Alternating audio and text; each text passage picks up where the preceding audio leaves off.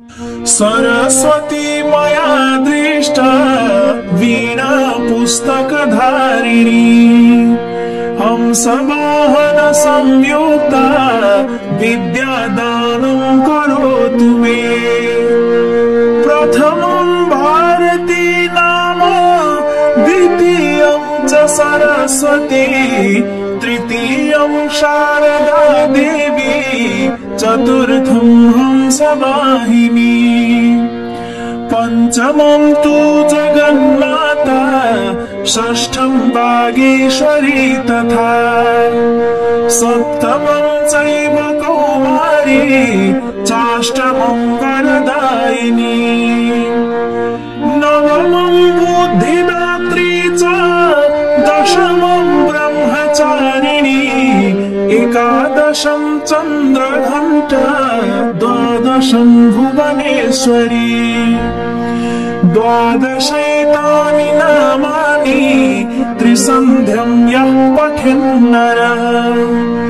जीवाग्रे वसते तस्य ब्रह्मरूपा सरस्वती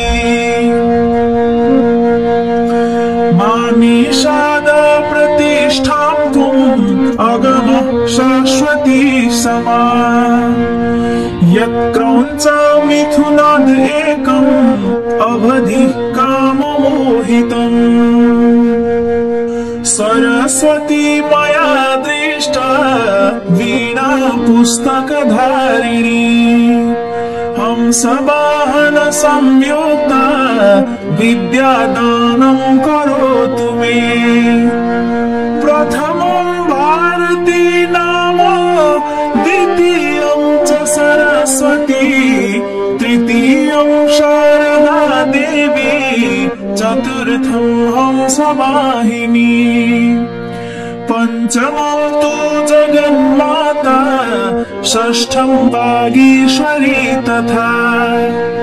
सप्तमं चैव कौमारी चाष्टमं वरदायिनी नवमं बुद्धिदात्री च दशमं ब्रह्मचारिणी एकादशं चन्द्रघण्टा द्वादशं भुवनेश्वरी द्वादशैतानि नामानि त्रिसन्ध्यं यः पठेन्नरः जीवाग्रे वसते तस्य ब्रह्मरूपा सरस्वती मानीषाद प्रतिष्ठातुम् अगमः शाश्वती समा यत्क्रौञ्च मिथुनाद् एकम् अवधि